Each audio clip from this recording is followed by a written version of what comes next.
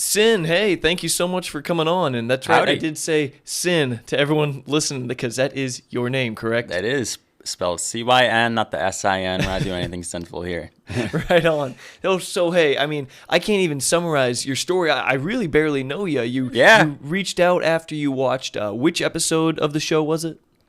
Well, firstly, as I was sort of explaining earlier, I noticed that you had, or at least I saw it on the Chabad Instagram account, that you had done an episode with my rabbi. And I was like, oh, interesting. There's a podcast that's based around here sort of locally. That's pretty interesting. It's pretty neat. And this was, I think they were teasing it at this point. And I had went to your profile because you were tagged in like the Instagram story, I'm pretty sure. Mm-hmm. And just did a little bit of looking around. I'm like, okay, this guy seems pretty normal, pretty average stuff here. I appreciate that. Yeah, for sure. And then I took a look into your YouTube channel and some, I don't want to say concerns, but like a lot of things just piqued my interest per se. I noticed especially that you did an interview with Adam Houghton, I don't know specifically his title. He's a doctor at like Central Illinois Friends and LGBTQ plus. Yeah, I saw that was the first episode that I watched, and I was actually watching that with my roommate, and to be totally honest, me and my roommate were watching. It's like, oh my god, he is getting his ass handed to him, kind of, and. You'd raised a lot of really interesting questions that I think have pretty simple answers regarding, how, I don't want to say this, just very simple yet misguided questions. Mm-hmm. And I think that Adam answered them in a way that is probably I'd probably say the most accurate. But I think it'd be a bit different coming from a trans person, because you've got that sort of disconnect between someone who is comfortable with their assigned sex at birth and openly is identifying as male, uses he him pronouns, the whole 9 yards, between someone who is trans and is non-binary. Non-binary is sort of under the trans umbrella. And with under this umbrella, you've got gender fluid, you've got bigender, you've got a whole bunch of other stuff. Because as scientists, sociologists, and psychologists have sort of understood it, is that gender does exist on a spectrum. I believe the American Psychological Association has acknowledged this. I don't know any other big name institutions that have sort of accredited this, but it's widely documented, and it's something that there has been quite a bit of research into. So yeah, I saw that episode and I was intrigued. I'm like, all right, I have to come on. I have to speak my piece because I feel like that I could offer also a quite different perspective compared to a lot of other guests that you've had on here. And I know you're all about that open, honest conversation. That's right, and that's something that I do truly admire. And yeah, just sort of add my piece into the pot here, as they say. Sure, yeah, and you've got some valuable insight. I'll even say some rarer insight. A lot of people like to say that they know something about a thing that they haven't lived, and so that's why I think you're a valuable guest. But another thing you said, you said I got my what handed to me with Dr. Houghton, and I know great. That's actually something weird about me that I like, and I think it suits me well in this profession. Is I love being proven wrong. I have no qualms with being, even to some extent, even disrespectfully humiliated when I'm made aware of a reality of which I did not understand prior to. Right. You know what I mean? Like, I love being proven wrong. I love learning healthy. New things. So, and that's absolutely healthy, both for your mind and for your heart as well. That's something I do truly believe.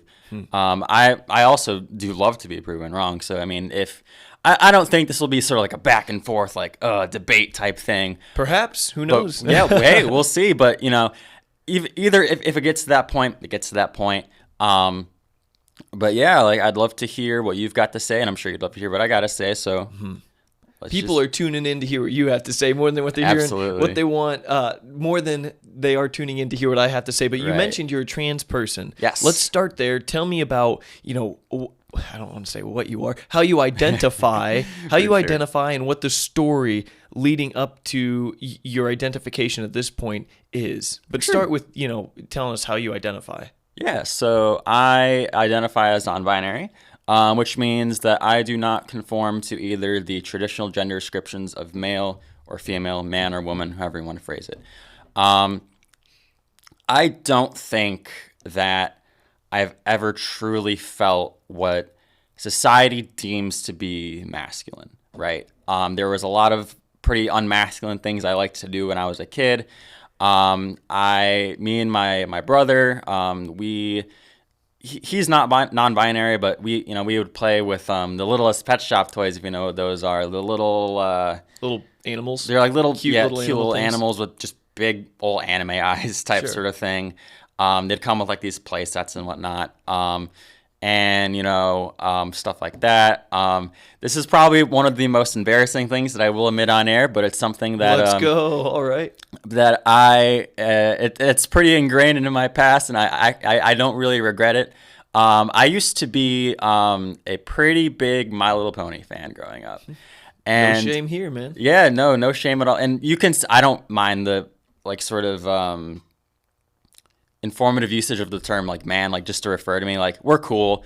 Okay, cool. If someone on the street were to say that to me, I'm not gonna lash out at them and be like, you're misgendering me, yeah, so on and so forth. But I'll feel a little uncomfortable because obviously I present very masculine. I'm fully aware of that. Mm-hmm. And when people misgender me in public, it's whatever. I don't take too much issue with it because there's no real right or wrong way to perform being non-binary. Now, if you're a binary trans person, meaning you go, say, you are assigned male at birth and then you transition to a woman, it's a lot easier to not easier, but it's a lot more obvious that you are performing gender that is opposite to what is your birth sex. Now, with non-binary, the sky is really the limit here. There's no right or wrong way to be so. So essentially, sort of back to this whole sort of life story stuff. Mm-hmm.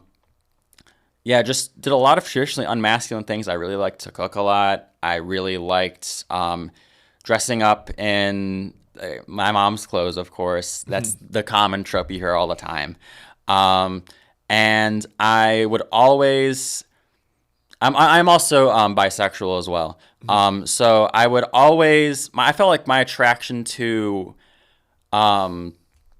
women wasn't really... This is getting to sound really weird to you, and I don't know if anyone else really understand it. Not much really sounds too weird to me. It's not going to startle me. I know. I've had some crazy stories on this show, right? So don't even worry about it. But I feel like my attraction to women wasn't exactly in a straight way, if that makes any sense. Explain, please. Sure. Real quick, before you explain, pull the microphone even closer to your mouth. Oh, for sure. Just so we don't hear too much echo. It's a little thing. Oh, no, you're totally fine. Okay, continue. Cool. In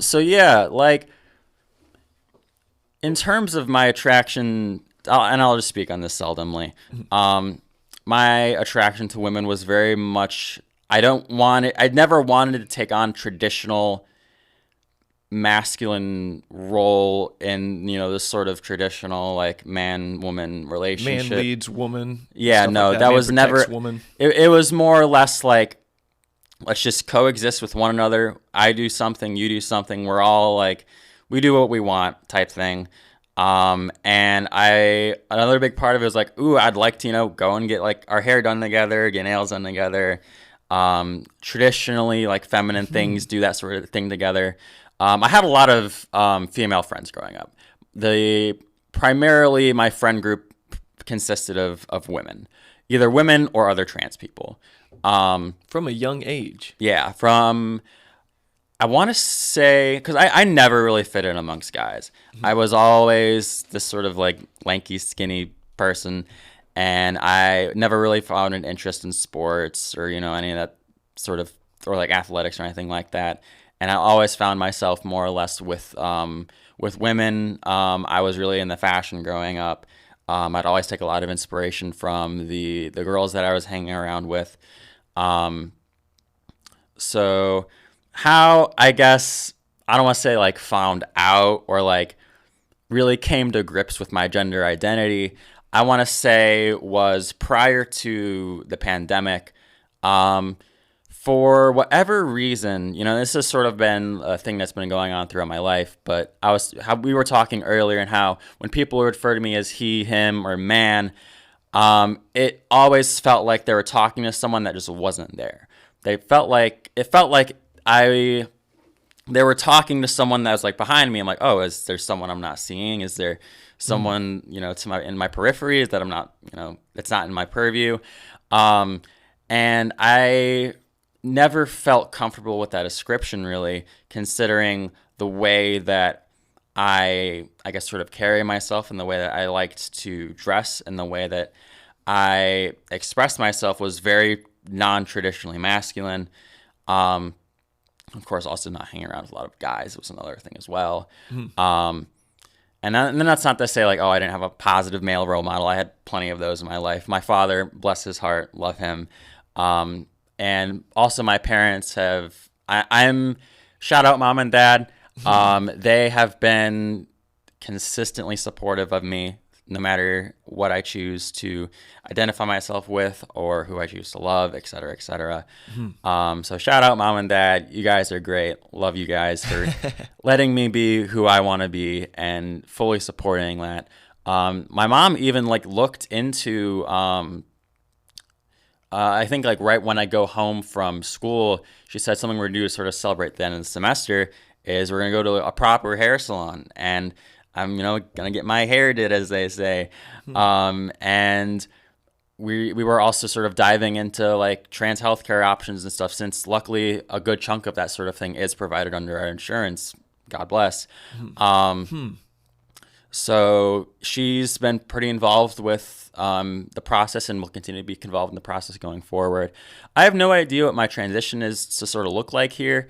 There's no real set plan in place because I honestly don't have a lot of time to really think about it these days because, I've got a lot of school going on. I'm working and all sorts of other things going on. So I'm looking forward to the summer where I'll finally have time to just relax and not only connect more with myself and reckon with the things that I want to do for myself in order to feel more at home in my own body.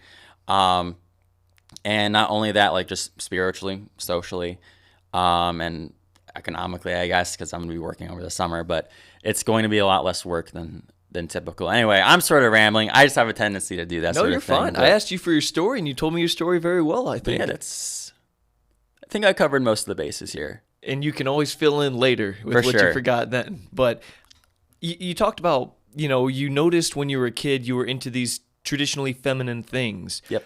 You even mentioned cooking. It's like, I like cooking. I'm not a great cook, but I sure like cooking. There are plenty of things that I, as a very comfortable straight man, who's, cis, right? That's, yes. I'm comfortable with my biological birth sex.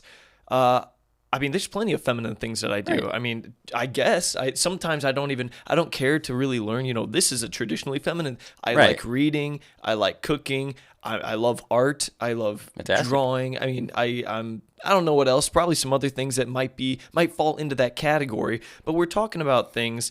You hear the word transgender. Well, gender is more or less the manifestation of yourself in a feminine or masculine way, if I understand correctly. Or somewhere in between. Right. Yeah. So how important is it to identify according to a gender? Because your gender is just your expression, if I understand correctly. Like, I'm going to be more masculine. Some days I'm more feminine. Some days, I just did squats the night before. My testosterone levels are up. My gender is going to be more masculine the following day. Right.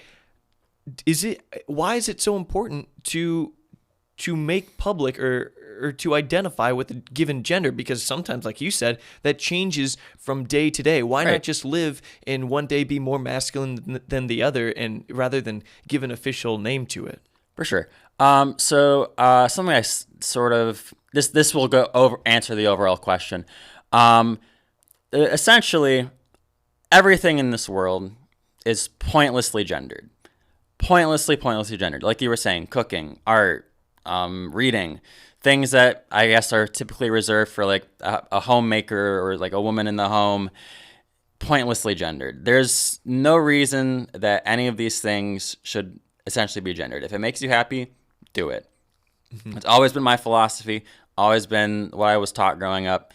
If it's something that makes you feel comfortable, gives you a purpose, enriches you mentally, emotionally, spiritually, physically, then do it. So I like to envision a future world where we move away from these constrictive labels of man and woman. And now why it is important for me to identify in this way is because simply I don't feel masculine 100% of the time. I don't feel feminine 100% of the time. And I'm sure no one does. Right. But the point in identifying in the way that I do is it's all about comfort. Now, for instance, you wouldn't like it if I referred to you as a woman. You probably wouldn't like it if I referred to you with she, her pronouns. You probably wouldn't like it if I referred to you as Pauline, per se. Mm-hmm. And it's sort of the same thing with me. When people referred to me by my birth name, I kind of was a little uncomfortable by it. When people would use he, him for me, also pretty uncomfortable by it. And the entire purpose of this label, essentially, and labels, their meanings always change throughout time. How I like to say, or at least classify myself without any label, is I live without gender, meaning I am absence of it, yet I also experience it at the same time. I know it's entirely contradictory, but it makes sense to me, and it makes sense to a lot of other people like me. And like I said, I was saying, I envision a world in which these labels of masculine and feminine aren't, while they do have some very limited utility, now I'm talking very, very limited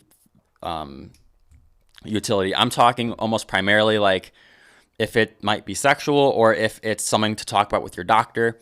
Other than that, I don't think anyone should care how one person or what genitals someone has or how they choose to dress or how they choose to speak or how they choose to... What about, you said genitals, like, right. Sorry to cut you off there, but like, okay, so I can say it shouldn't matter what someone identifies as in terms of their gender. I'm more feminine, I'm more masculine, who gives a crap? No offense to people, right. that take that very seriously. I didn't mean it like that. But when it comes to your sex, I mean, if you're talking about your biology and your doctors and the genitals and, the hormones in a woman's body, you can't go into the doctor's office, or you shouldn't, it would be ill-advised, and say, I'm having these stomach issues, and this has happened a number of times.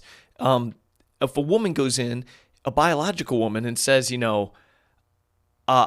it shouldn't matter what my genitalia is or what my biological sex is, and they say they have stomach problems, well, it's going to matter a lot what your biological sex is, what your hormones are like, whether you're a biological man or a woman, when assessing your stomach issues. So I think that people should care, maybe perhaps in a certain context, about the genitalia and the biological sex of a person. Like agree? I was saying earlier, I think that sort of thing should really only, it's what is between your legs and what your testosterone or estrogen levels are. I think that should only really be the business of the loved ones that you have in your life, and who care for you and are invested in your well-being and aren't going to, boot you out for being a certain way.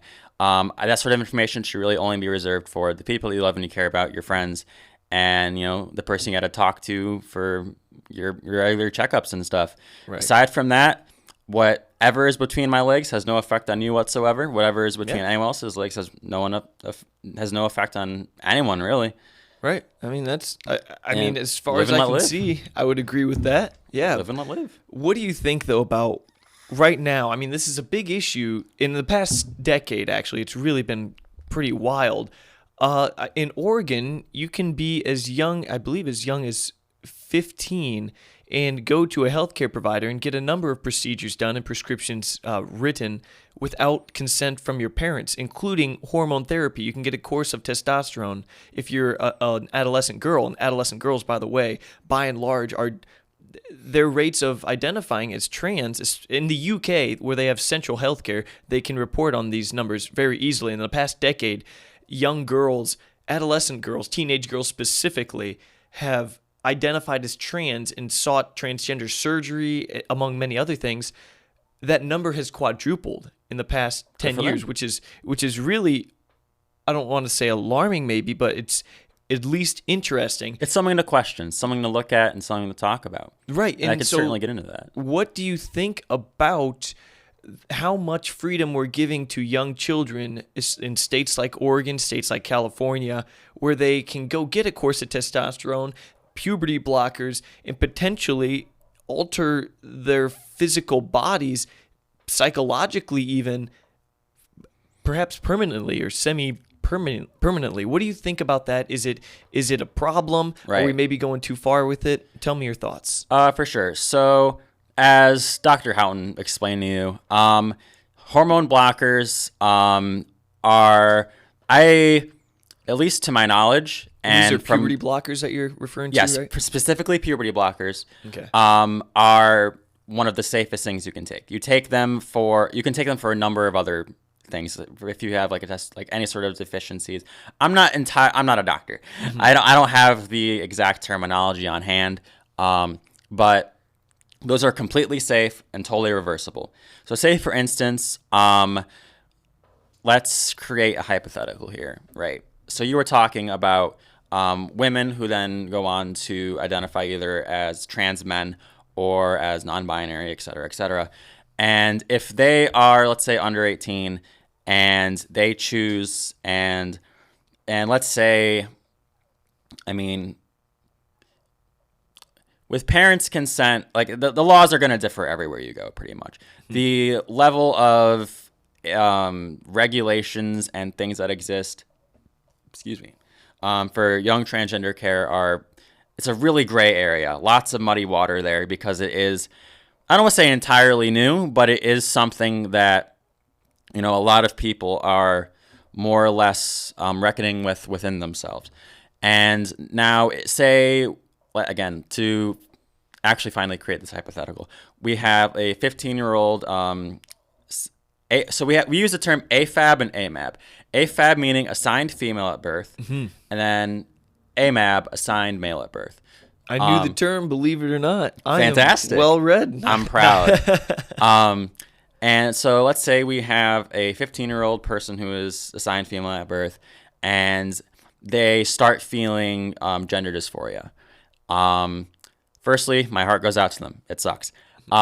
Secondly, if they elect to, they're having a lot of issues with how people are socially perceiving them in terms of like their biological makeup or how people are referring to them, they may elect to go under puberty blockers. Now, what puberty blockers do is it just halts that puberty that would normally occur. And now at 15, for AFAB people, you're kind of in the shits there.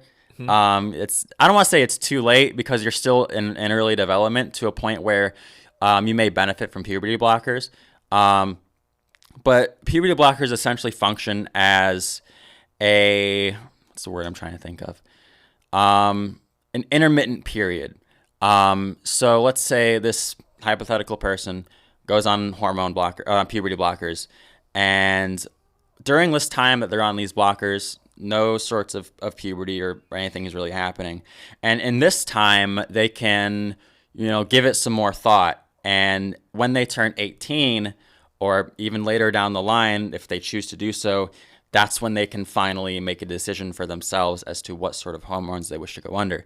Now, younger people, under 18, going under hormones, that's not really anything new.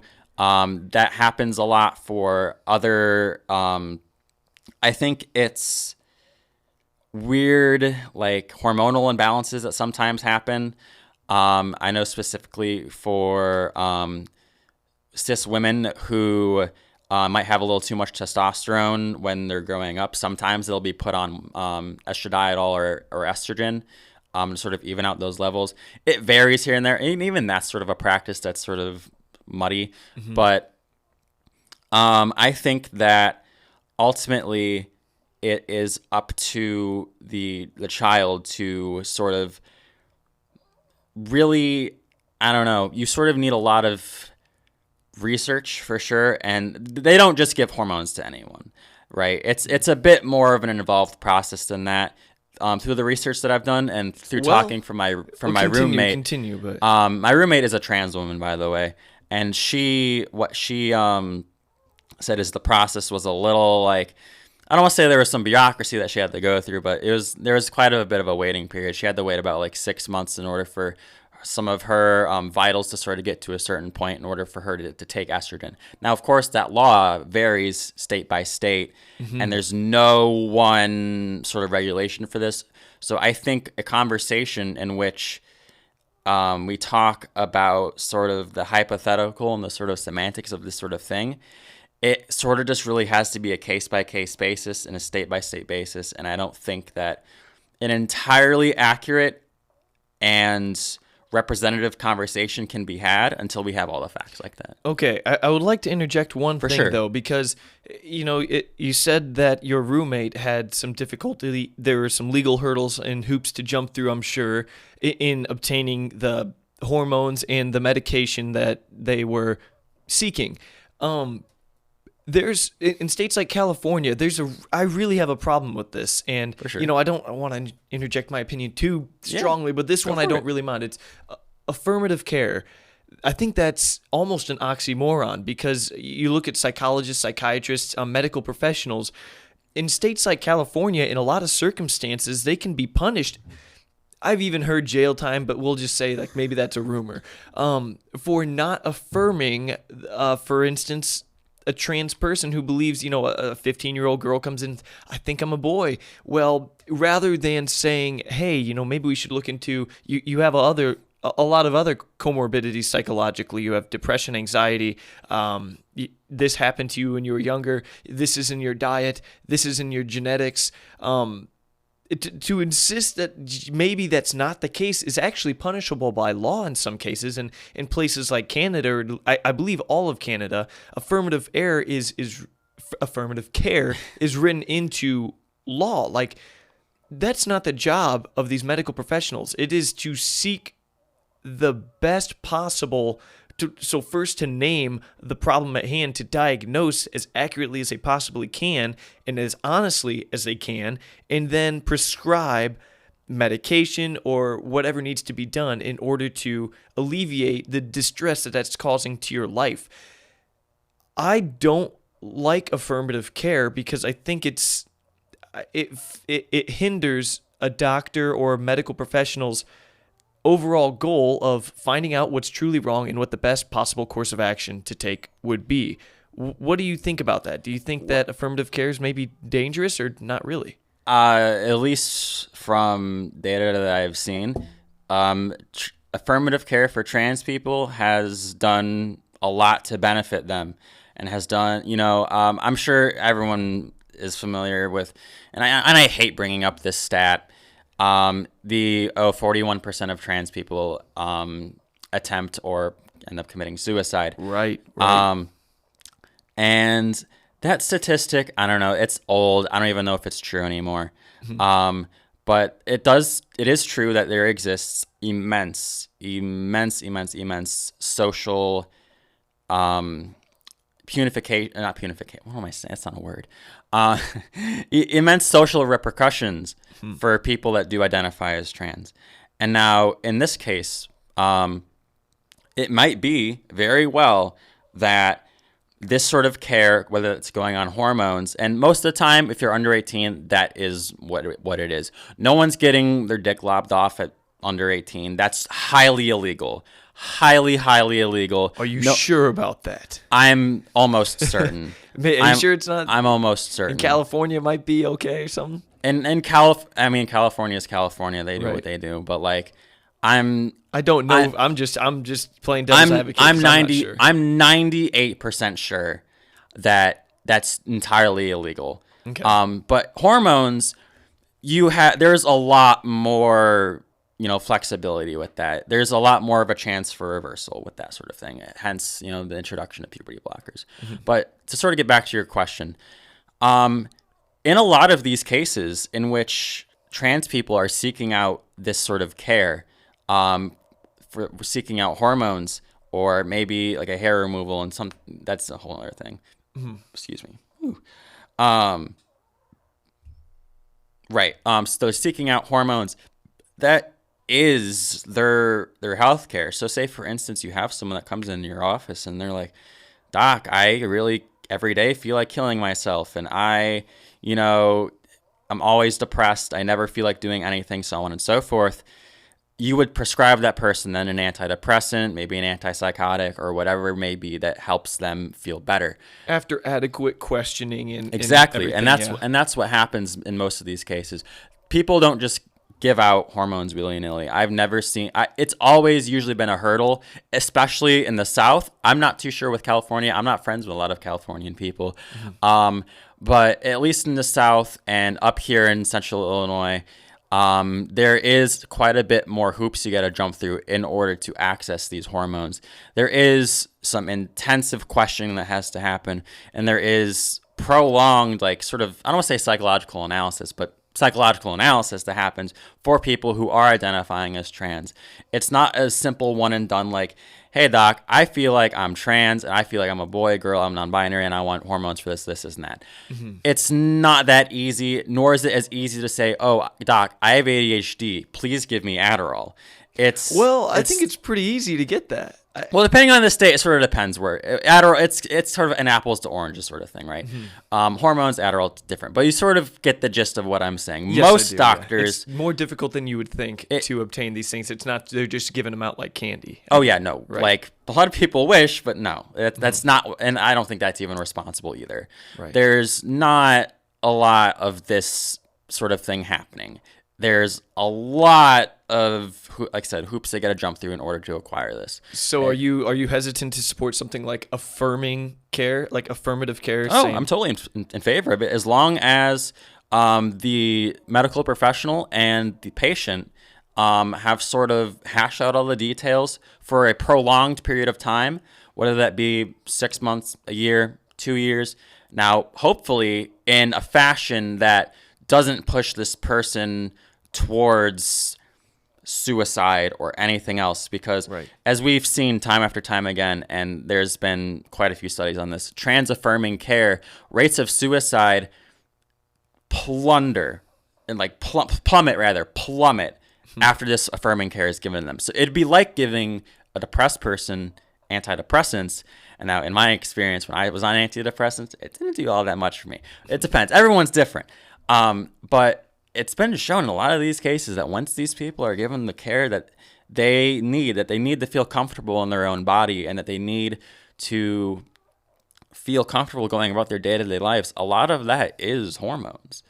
And I think that, any reasonable person, after enough time with the doctor and with the doctor's A-OK, should be able to get that, as soon as they can, in a way that's responsible as possible. I think that I don't know specifically the state that's doing it, but I think you have to be under supervision for like a minimum of 6 months in order to acquire any of these things. And I really wish that I had pulled up with data, because this is something I kind of like to research quite a bit. I have my backpack, but I don't have my laptop in there, so I can't, bring out any stats off the top of my head. No big deal. But yeah, it's generally not like you were saying. They're not dishing it out like candy. It's a lot. You'll find that a lot of issues, and I sort of hate to, but kind of don't hate to sort of scapegoat here. A lot of trans issues hinder on a lot of misconceptions, misogyny, and just in general transphobia. A lot of these concerns and a lot of these debate topics hinge off a lot of ignorance. Now, that's not to say that there are conversations that are not worth having about these sorts of things, but that is to say that going into a lot of these conversations, you notice a lot that it's usually always based within one of those three things. It's either based on transphobia, misogyny, or just a general lack of understanding. Well, can I say one thing, though? Because sure. Perhaps you're right. I do know, though, and I've really thought about this. Why do I care about this issue? Maybe not a great deal. I do care a lot, though, and it's strange. I don't have any family members that are trans or anything, but what I do care about, and you spoke on it, you touched on it briefly, is the rate of suicidality among the trans community. It's nearing 50%. It's really crazy, and I just had a trans person on the other day, and we talked about this. It's extreme how often people in the trans community will attempt suicide, and my goal, the reason I care about this, is because that number's crazy, right. And there should be, if each and every human being, which they are, is infinitely valuable, has maximal potential, can be a massive force for good in the world, they need to not be killing themselves. What's leading them to killing themselves at this insane rate? Well, I want to figure that out, and I want to do something about it. What am I going to do? Well, at least have the conversation, enlighten people, and I think there's a problem in the trans community. I will come right out and say it. There's obviously a problem in something if half of these people are killing themselves. And also, you talked about the rate of suicidality dropping significantly after someone gets either a surgery or is administered hormones. Is that correct? Yep. So I hear that, but I've also heard from, who is it? Look at me, I'm forgetting my sources. Someone can look this up. But after 2 or 3 years post-surgery, post-hormones, that suicidality returns to what it was prior to the hormones and the surgery. Why is that? Well, you look at women, young women especially, they're the ones getting hormones like crazy right now. It used to be gender dysphoria was traditionally a masculine thing, not a masculine thing. Men were doing it more. Adolescent boys reported it more. And more often than not, these true gender dysphoric people showed signs from early on, early in childhood and early in development. You mentioned that was kind of you. Right now with these girls, and there's a lot of data from the UK on this because they have centralized medicine, these girls, their parents report them being totally typical girls with crushes, with boyfriends and everything up until high school, up until the rise of social media, up until this rise in prominence and popularity of trans people and trans influencers, and among many other things. And I know that after a woman or a girl receives these hormones, testosterone can allow for feelings of euphoria. Right. Their period stops. They lose body fat. They're psychologically, they have much less stress. They're stronger. They, among many other things, puberty is a pain for young girls, and they more or less beat it in that moment in time. And even socially, these schools, a lot more people, believe it or not, will congratulate you in most places, in cities especially, maybe not in rural communities, but a lot of people, you'll be met with a lot of popularity, a lot of gratitude, a lot of praise, a lot of the time anyway. And I think that might encourage, and this is a bold statement, dude, rip me up here if you totally disagree, but I think that can actually encourage girls to seek this therapy, these changes, this medication. And it has in this area, because I've talked to moms who are in groups at schools in this area where groups of friends have actually come together, girls, it's always girls, and said, I think we're trans, I think you're trans. And then there's this social contagion here. And I just think something weird's going on, and there might be in our gung-ho support of the trans movement right now, we might actually be encouraging some young girls, because they're the ones that are susceptible to social contagion more than anyone, more than any demographic, to consider that they might be trans. And then things like affirmative care only allow for them to take permanent and humongous steps in affirming that and making permanent changes to their body. And where am I going with this? I just think that there might be a social aspect to the sharp rise in young girls transitioning, and it might not all be truly psychological nor warranted, and we should be careful with how much we're supporting this whole thing. So these... Thank you for listening, by the way. Right, that was a doozy. But these girls who are now men, firstly, I mean, if I wonder where this is happening and where people are, getting parades thrown for them, and not parades, but in high schools, getting immense celebration, and being treated Chicago like royalty, schools, I'll tell you and that. being just this popular kid.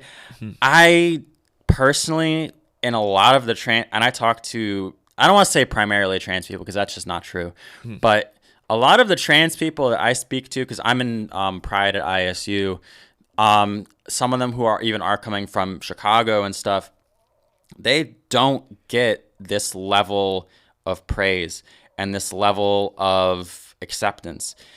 I think it's actually quite fictitious to say that level of support for trans people is as, prominent as you were saying it is, because a lot of the times what happens, especially for trans men, since they were assigned female at birth, if then they go on to identify as trans men, there is still quite a bit of weird misogyny at play, even though these are men now.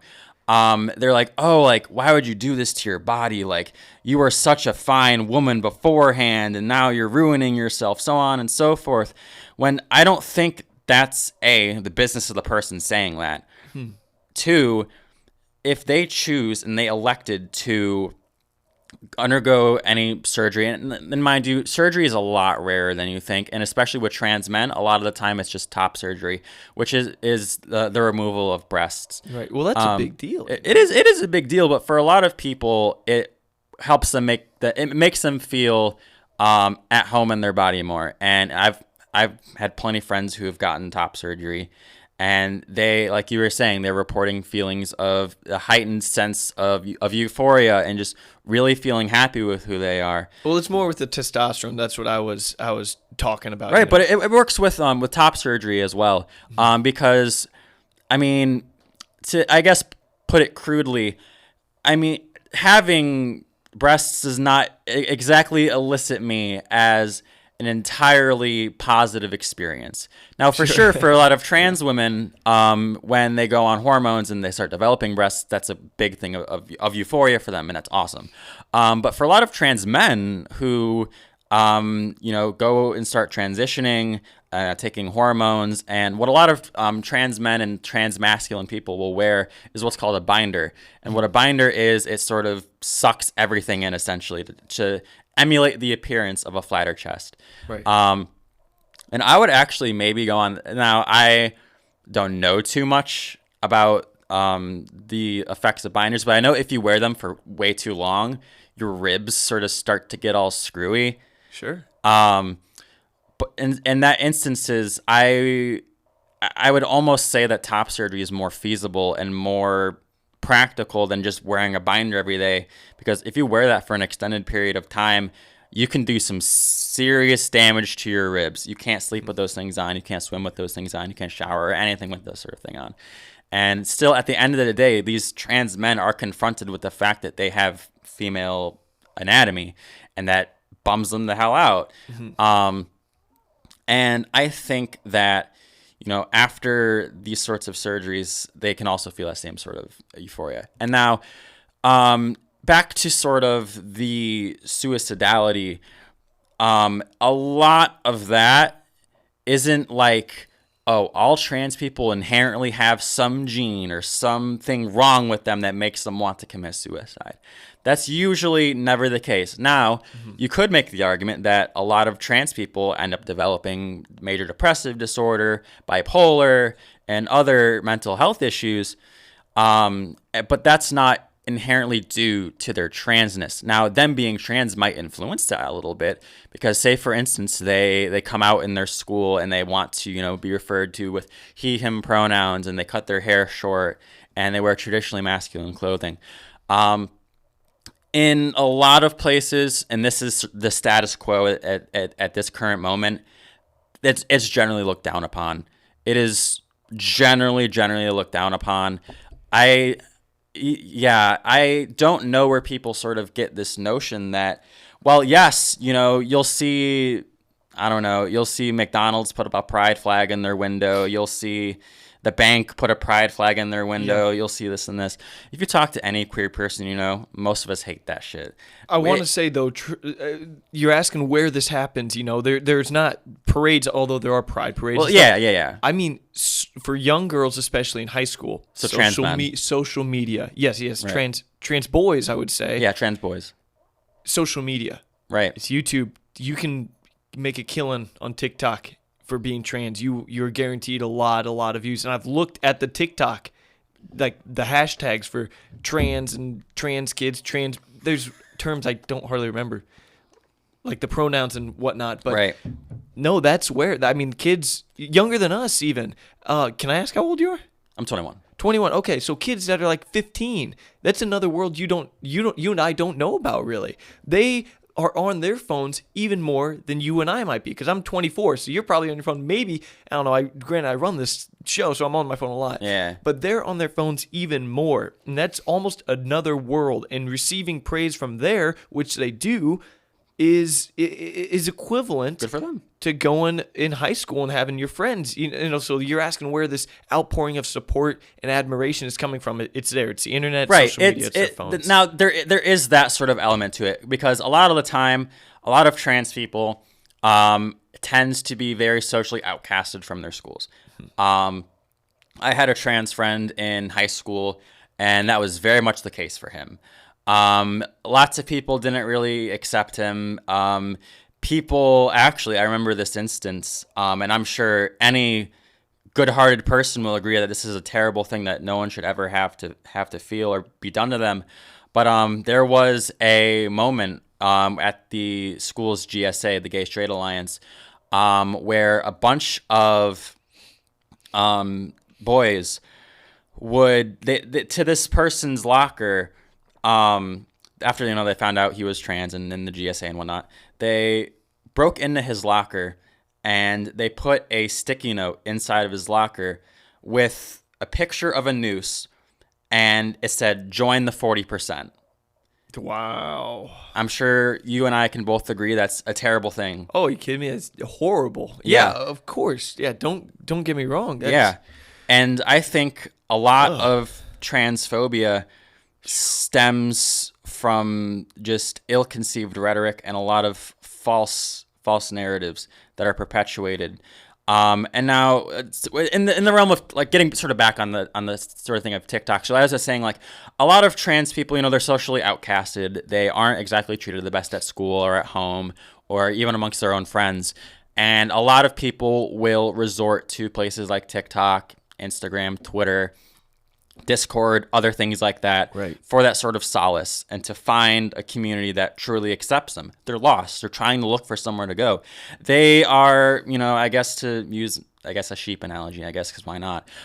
They're a lost sheep. They don't know where their herd is. Exactly. Right. And a lot of kids will use the internet to resort to that.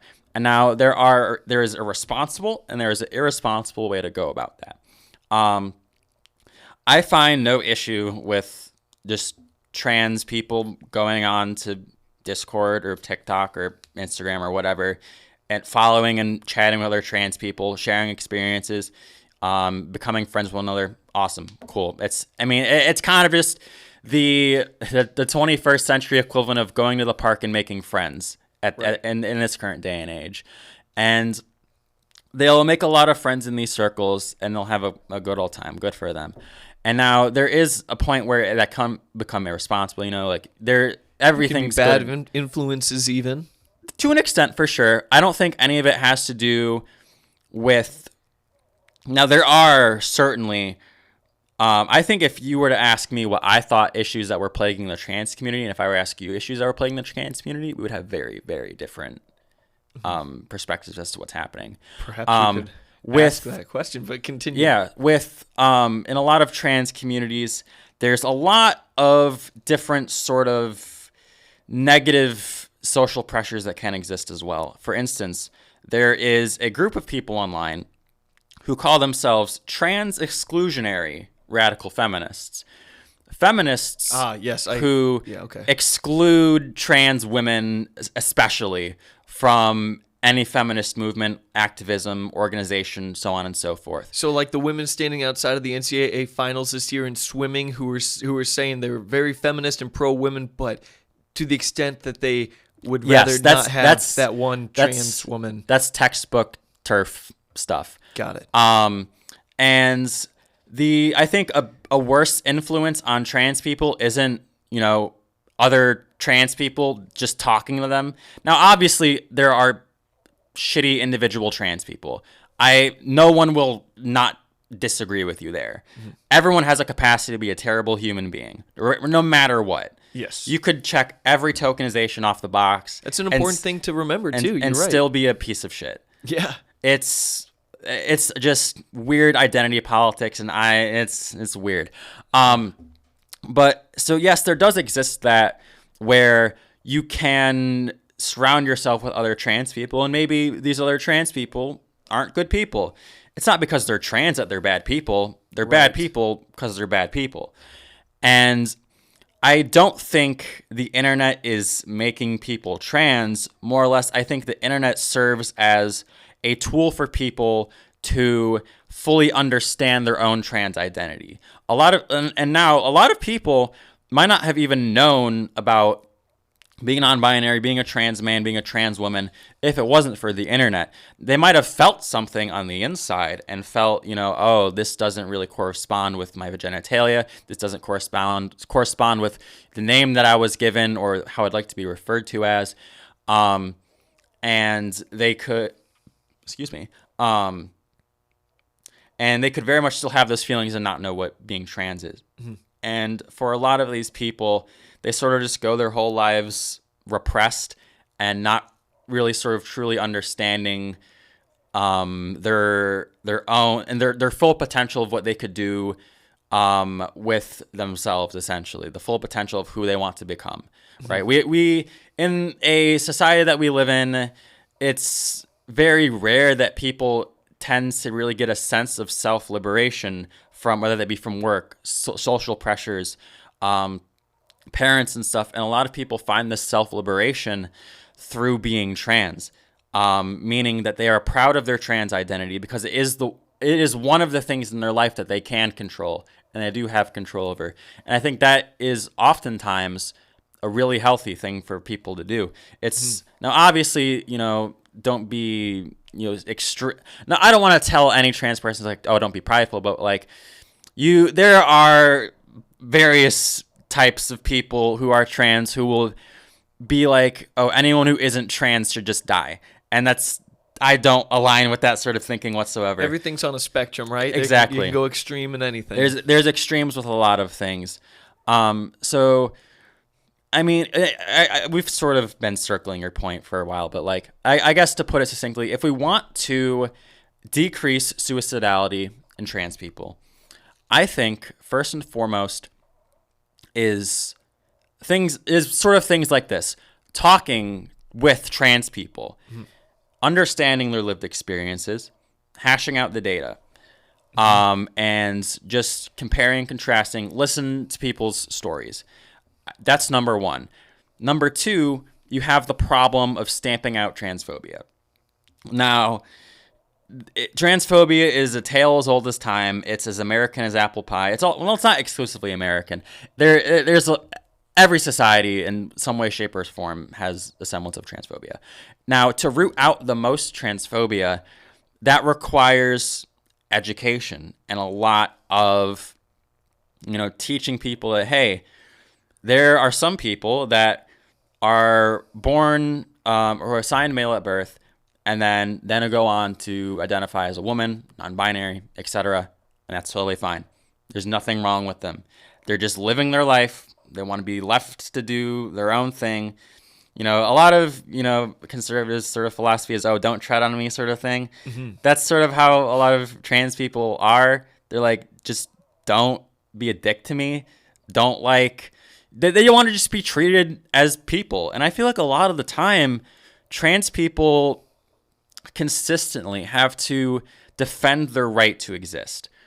Now, imagine that. Having someone sort of come up to you all the time and be like, oh, like, you say you're this, but really you're that, or you're this, or et cetera, when they don't know you. They don't know your story. They don't know your lived experience. And using this sort of prejudice and their preconceived notions to then maybe even rally, they'll say transphobic things to people in their family. Their family will keep sort of perpetuating that transphobic rhetoric. And then some people in that family might become radicalized in a way to where they are so anti-trans that they go out and try and find trans people to commit crimes on them.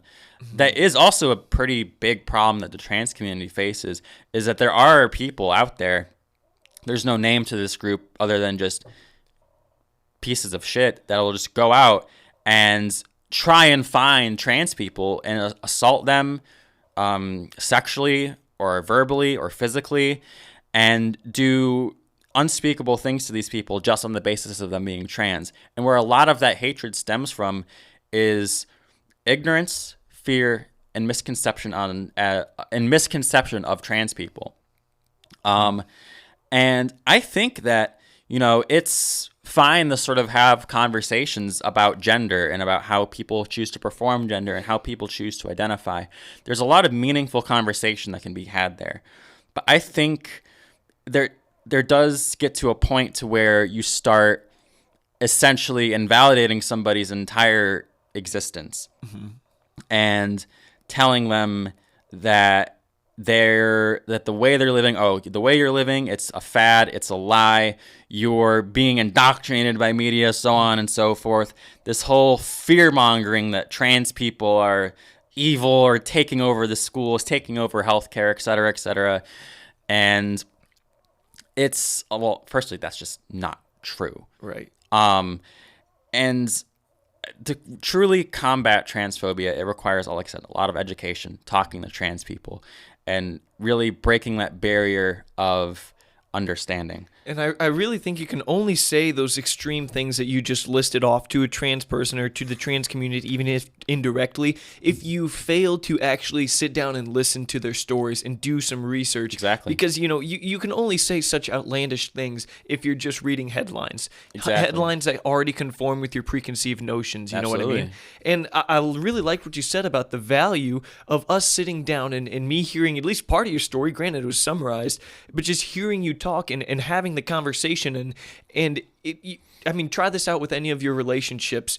You have to first hear the person's story before you can even think about offering up any helpful advice, any helpful opinions, and vice versa. You have to hear the person out first and listen to their story. You can't just walk in and say, it says on my notes, this happened. How about you do this? How about this? It's like bullcrap. You have to connect to the person. And in a world where we're not connecting nearly as much as maybe we once did, I can see the problem of suggesting ridiculous things being more of a problem because you're failing to connect and hear the person's story. Right. Maybe because it freaks you out. Maybe that is a little transphobic. I don't know. But you tell me first, am I being transphobic in my concern? Be honest with me.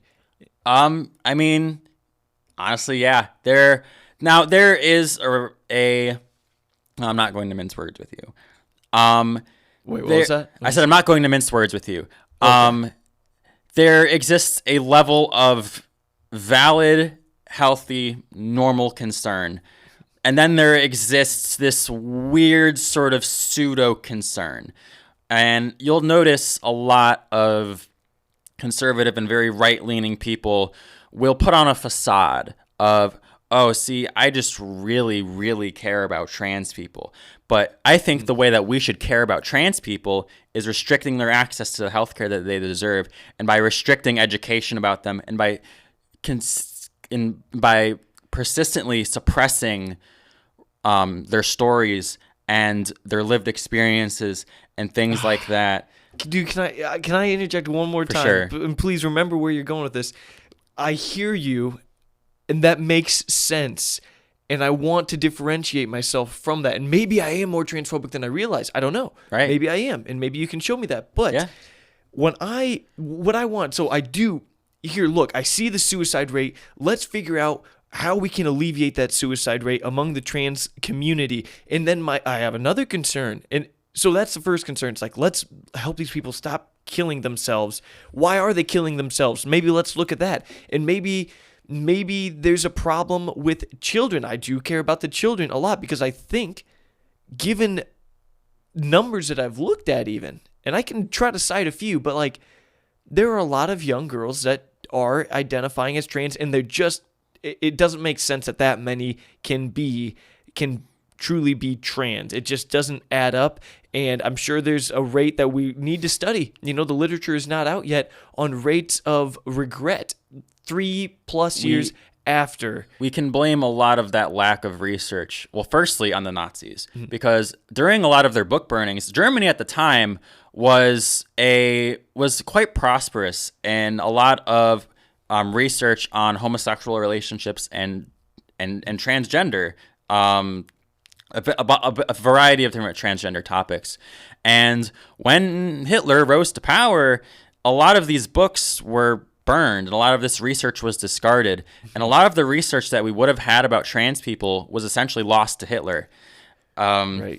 There should be no book burnings, dude. General, I really think. I assume freedom of speech and information. Yeah. And well, a lot of that, firstly, also it came from Hitler and him just being a terrible, terrible person, and not having a lot of very favorable views about people. And another thing that we can sort of point a finger at is a lot of these paid lobbyist, politician, and political commentators. People such as, for instance, people come to mind, Ben Shapiro, Matt Walsh, Michael Knowles, I think his name is. The Daily Wire crew. Yeah, pretty much the Daily Wire crew, a lot of the PragerU people. They do a lot of harm and a lot of disservice to trans people through a lot of their rhetoric and a lot of the things that they talk about. And either that'll be through like it's sort of existing on varying degrees. I've seen some PragerU stuff where it like at least tries to kind of be nice to trans people, but sort of just falls flat on its face near the end. But this sort of pseudo concern is sort of enacted to then give rise to the political parties and sort of push a message that, hey, trans people are a problem, they're a threat, they're this, and that. And then they end up influencing people that make policy. And that is incredibly dangerous. You don't want hate baked into your policy. You don't want discrimination baked into your policy. And a lot of these people give rise to that sort of thing because they tell their listeners a bunch of, bullshit. And that's how a lot of support of their viewers will sort of have the same opinions as them.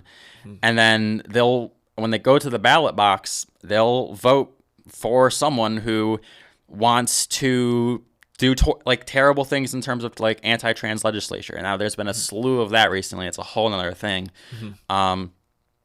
But yeah, again, that whole sort of thing, if we want to reduce that sort of suicidality rate, listen to them, ask genuine, kind-hearted questions that don't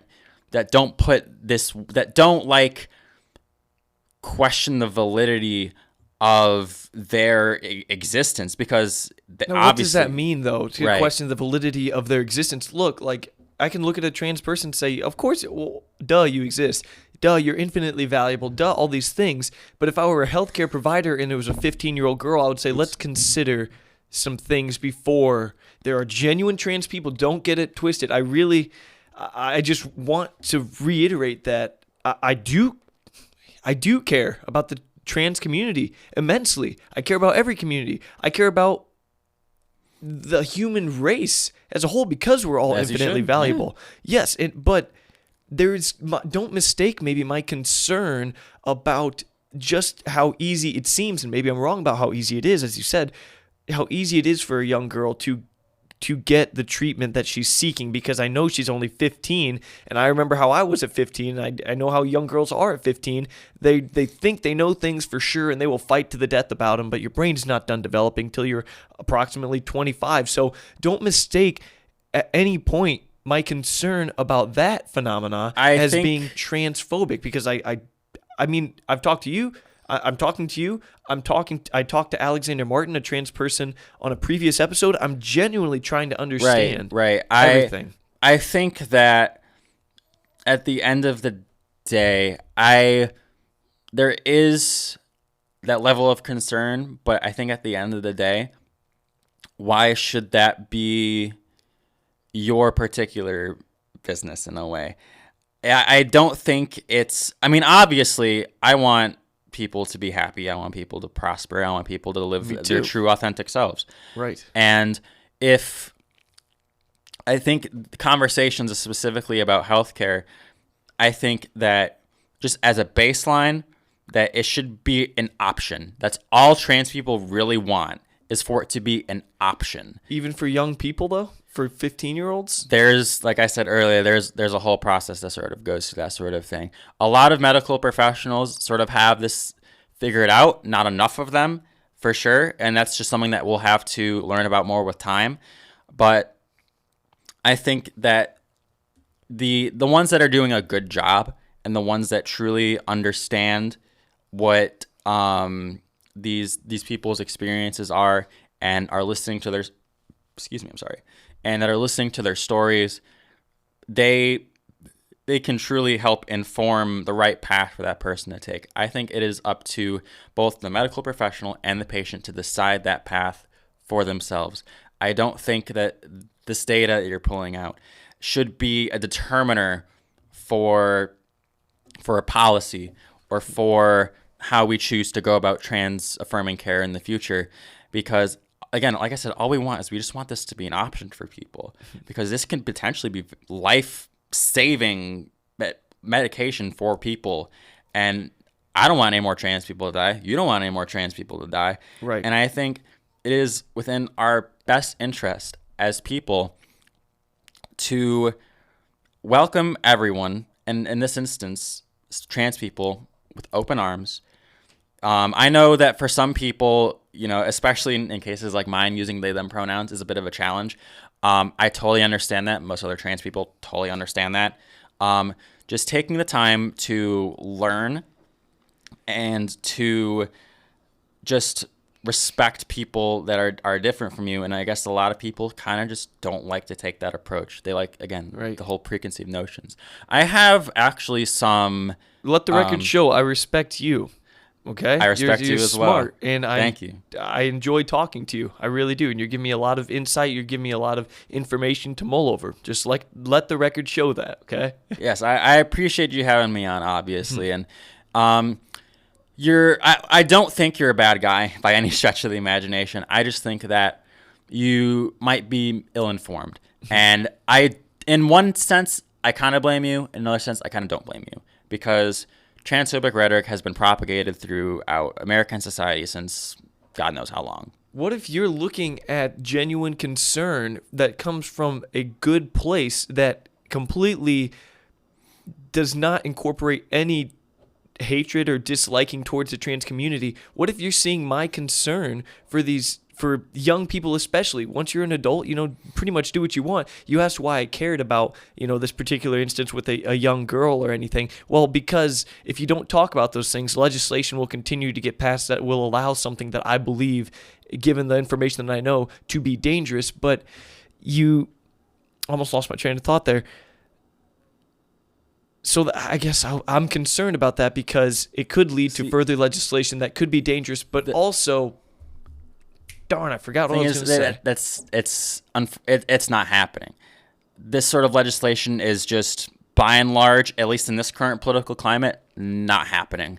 There have been over 60-plus anti-trans bills that have been introduced to states across the country. Define anti-trans bills. Are you talking about what people are wrongly calling the "Don't Say Gay" bill in Florida? And I only say wrongly calling it. You can call it what you want, I guess, but it does. I read it. It doesn't say the word. It doesn't say "Don't say gay" at any point. Right. So essentially, what that bill does is it limits the information of gay, of homosexual and trans people.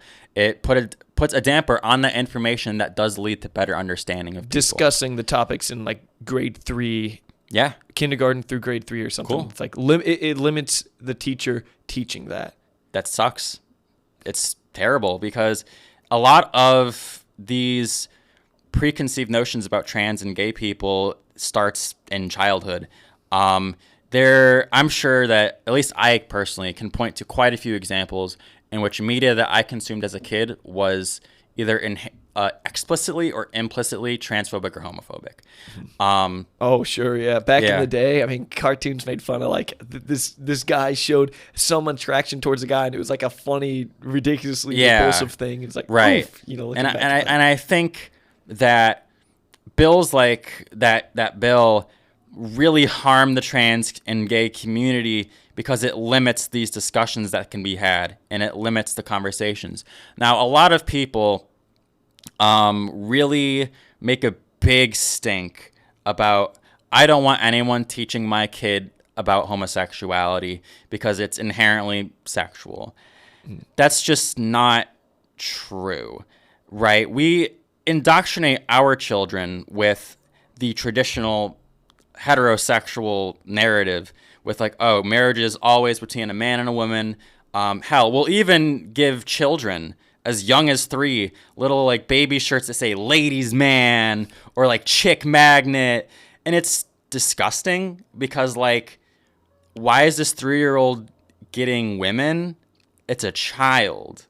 Doesn't that seem kind of weird to you? That's sexualization of children. Well, maybe what would you say if they just say don't talk about sexuality or attraction or anything from grade kindergarten to grade 3?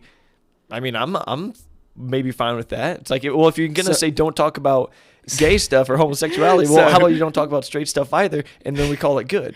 No. I don't think that's conductive to a society that is sexually and emotionally or responsible in the relationships. What if that's the job to be talked about at home, though? Because granted, you're only in school for 8 hours a day, kindergarten through 3rd grade. Maybe they're in it for less.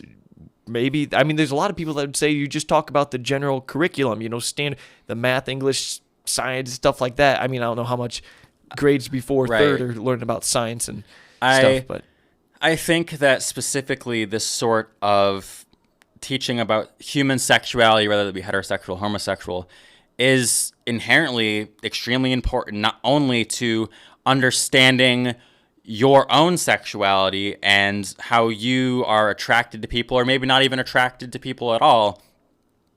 It's vital to understanding who you are as a person, who you choose to form these relationships with, and whether that be with a man, woman, a person who is non-binary, etc. I think that this sort of education could really benefit younger people. Now, no one's teaching 3rd graders sex ed. No one is doing this sort of thing that a lot of people like to fearmonger about. No one is teaching 3rd graders about douching. No one's teaching 3rd graders even about like PIV sex. What is PIV sex? Penis and vagina. Oh, sorry. Yeah, no, you're good. You just wanted me to say penis and vagina. I did not know. I know. I'm just playing with you. That's just not happening. And what, at least how I could view it, is there are ways that you can go about introducing different types of relationships to younger people. Like, for instance, I know in the new Buzz Lightyear movie, Buzz is gay. Awesome, cool. I feel like that is a very safe and very responsible way to go about introducing the very, I guess, concept of gay people to children. Because God forbid children learn that gay people exist. I mean, they're people just like everyone else. They do what they do, and they exist, and people are going to be mad about that, whatever. I don't think that a child learning that people can be gay or people can be trans is the end of the world. And that's what no one is teaching these young children about anything nitty-gritty or insanely, like, I can never say this word, and not anatomical, about like sex or anything like that. That's just not happening. What this bill prevents is any like responsible, like PG, not PG, like G, like child-friendly discussion about this sort of topic. And by omitting an entire group of and subgroups of people from your curriculum, you leave a lot of leeway to misinformation about other groups of people. And that sort of misinformation can then foster into hatred, and that hatred can manifest in hate crimes and hate groups. Yeah. And in some instances, that sort of hatred can even get signed into law, and people start getting legitimately oppressed, where they don't have the same rights as cisgendered heterosexual people. And it gets to be a whole mess.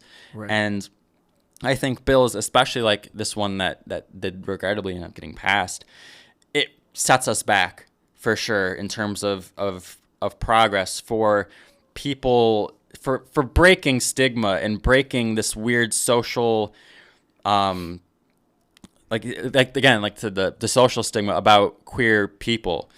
I think that if you, again, sort of getting back to the suicidality thing, if you really, really want to decrease the amount of people committing suicide, you just got to teach people that these people are people.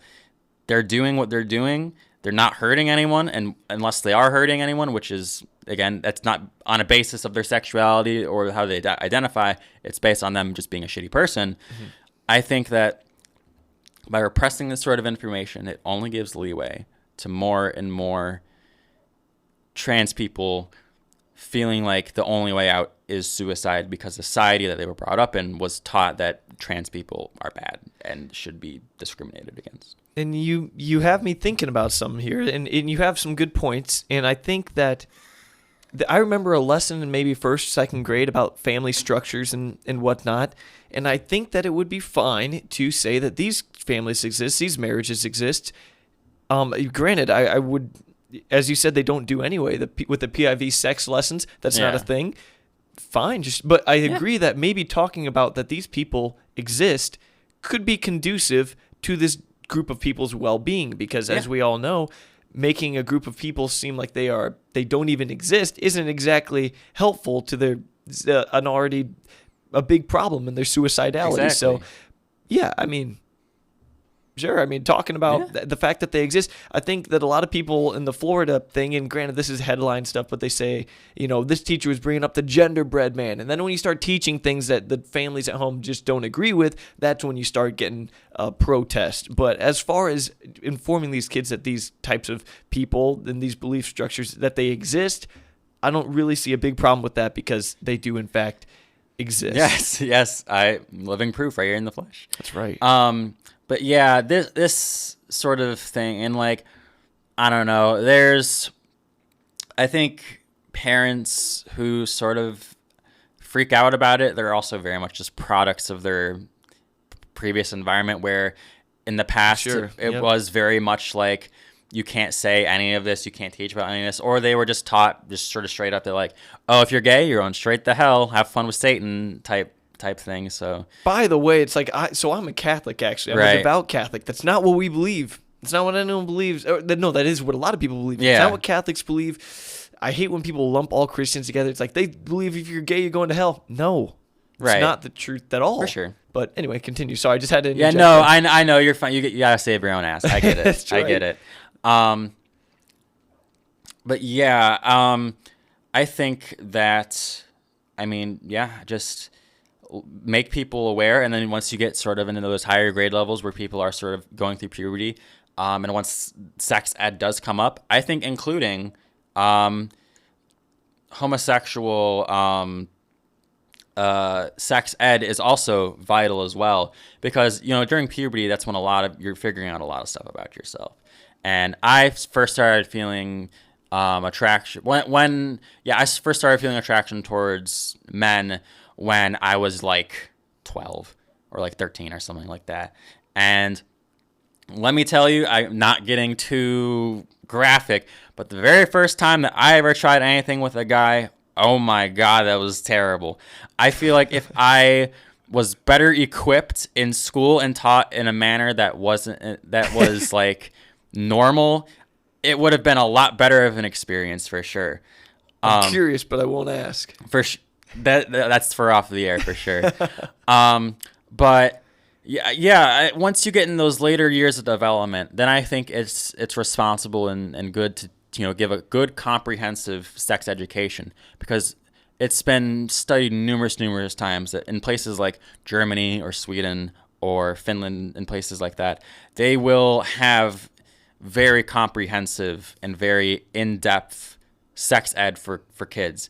And rates of sexual assault and rape, things like that, are lower there than in places like the United States or Great Britain. Right. 'Cause Interesting. I've heard bits and pieces of that before. Yeah. Sex ed now. is imperative to preventing things like that happening. Because in sex ed, I was thankfully lucky enough to, while I didn't learn about any like homosexual things, I was lucky enough to learn about the cycle of abuse. Once you recognize the cycle of abuse from a young age, and I think the cycle of abuse should be taught even earlier than it should be prepubescence, because people are going to be disgusting and take advantage of young people for sexual reasons. And once I feel like young people are equipped with the knowledge of what the cycle of abuse is like, stranger danger, and how these sort of events play out, I think that can really help prevent a lot of things like that.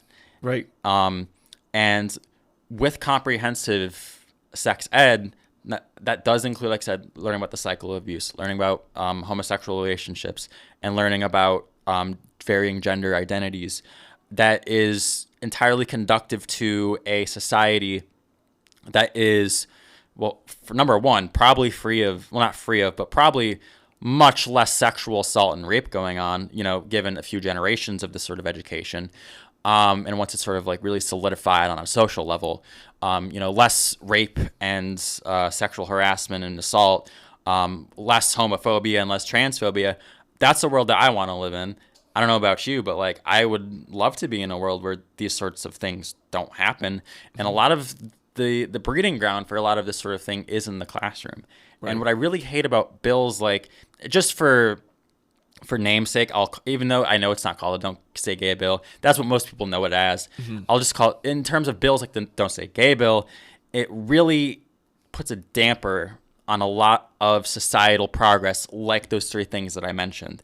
It prevents a lot of conversations from being had. It prevents a lot of people from really finding their niche where they feel comfortable and how they want to identify or who they want to be involved with romantically or sexually.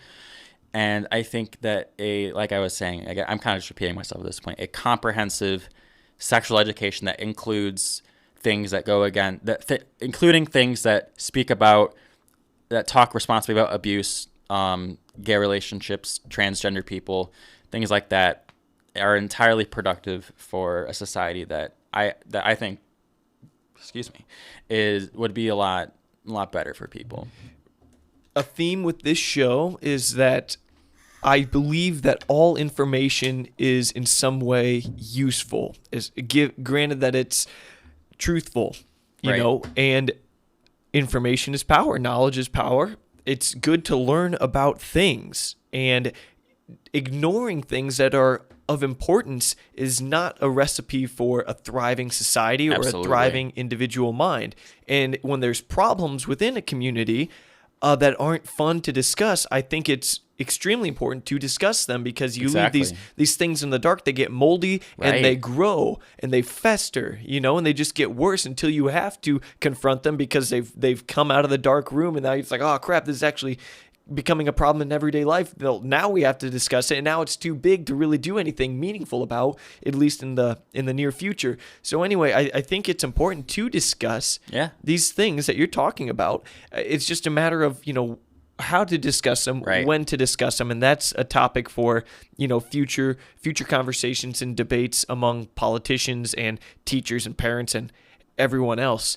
But it's important that we at least discuss them, and you've raised some good points for sure. And I want to say, people don't like when episodes go too long, past like an hour and 20. So we better go ahead and wrap this up. Maybe I'll have you on again sometime. For sure, absolutely. I'd be open to that. Awesome, because this has been a lot of fun. And Sin, it's been great talking to you. I've learned a lot. You've really got my mental gears turning. Excellent. And it's been a lot of fun, and I really appreciate the insight. And it's obvious you care, and we're both trying to, among many other things, we're trying to reduce the suicidality rate among the trans community, and we both care, although that might look different. I really appreciate the civil conversation between people that disagree on some things, But really, it's been great. Absolutely.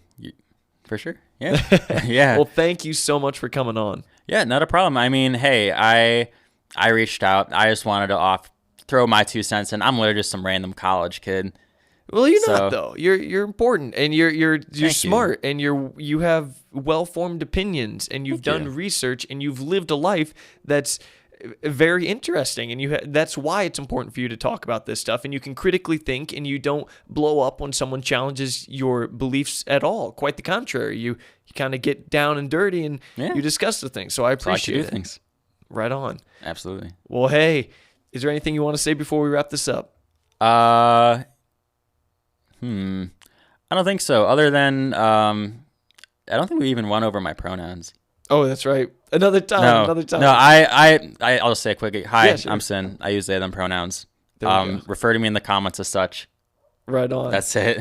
Okay. Hopefully people do, but right on. Okay, I appreciate the conversation. Absolutely. That is a wrap. Sin. What's your last name? Not that it matters. But... Oh, Gorleski. Okay, Sin Very Polish. Gorleski. Perfect. That's a wrap.